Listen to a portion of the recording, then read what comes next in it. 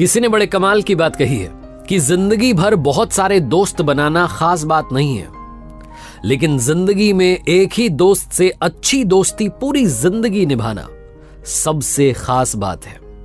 नमस्ते दोस्तों, मेरा नाम है आरजे कार्तिक। एक छोटी सी कहानी सुनाता हूं एक बूढ़ी महिला की। एक अम्मा जो रोजाना भिक्षा मांगने के लिए जाती थीं, वापस आती थीं, प्रभु को याद करती थीं और जिंदगी अपनी बिता रही थीं। लेकिन पिछले 5 दिन से उन्हें भिक्षा में एक दाना नहीं मिला।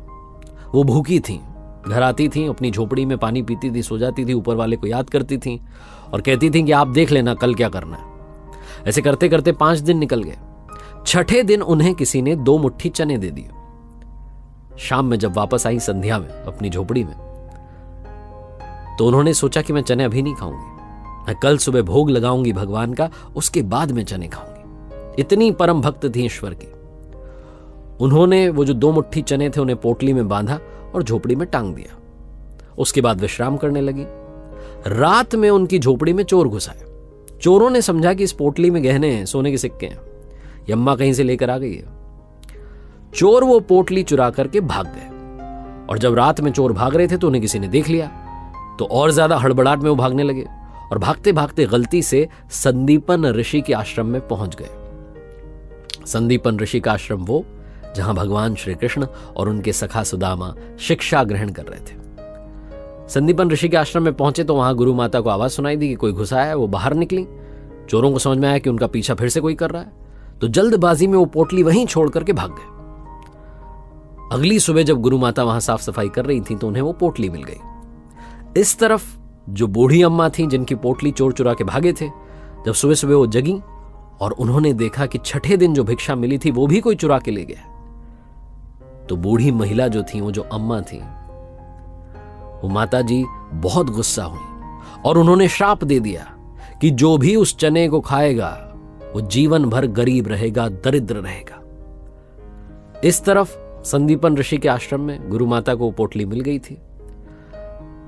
गुरु माता ने खोल के देखा तो उसमें चने थे। भगवान श्री कृष्ण और उनके सखा सुदामा जो थे वो जंगल में लकड़ियां लेने के लिए जा रहे थे।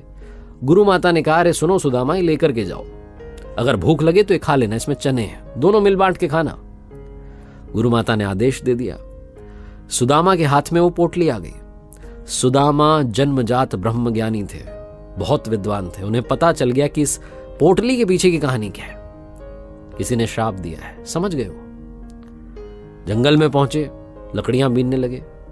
सुदामा को लगा कि आदेश तो ये मिला है गुरु माता का कि दोनों को मिलके बांट के खानी है, लेकिन अगर मैंने भगवान के साथ ये बांट ली तो उन्हें भी वो श्राप लग जाएगा और तीनों लोग दरिद्र हो जाएंगे।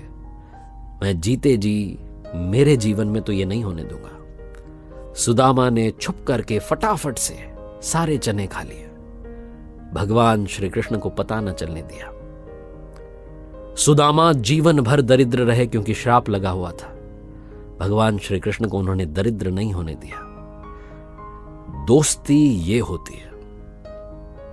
जीवन में ट्रू फ्रेंडशिप अगर आपको मिल जाए, इससे खूबसूरत कुछ नहीं है। जैसे मैंने बोला कि जिंदगी में बहुत सारे दोस्त बनाना खास नहीं है, लेकिन एक ही व्यक्ति से अच्छी दोस्ती पूरी लाइफ चलाना, पूरी जिंदगी वो दोस्ती निभाना, लाइफ टाइम, वो सबसे खूबसूरत और खास बात होती है। एक बार फिर से कहना चाहता हूं, जो अक्सर आपसे कहता हूं, कर दिखाओ कुछ ऐसा कि दुनिया करना चाहे आपके जैसा। याद रखिए, हर सोमवार सुबह 9:30 बजे मेरे साथ देखिए एक नई कहानी, और हर शुक्रवार सुबह 9:30 बजे अब आप मेरे साथ देख सकते हैं लर्निंग सीरीज का एक नया वीडियो।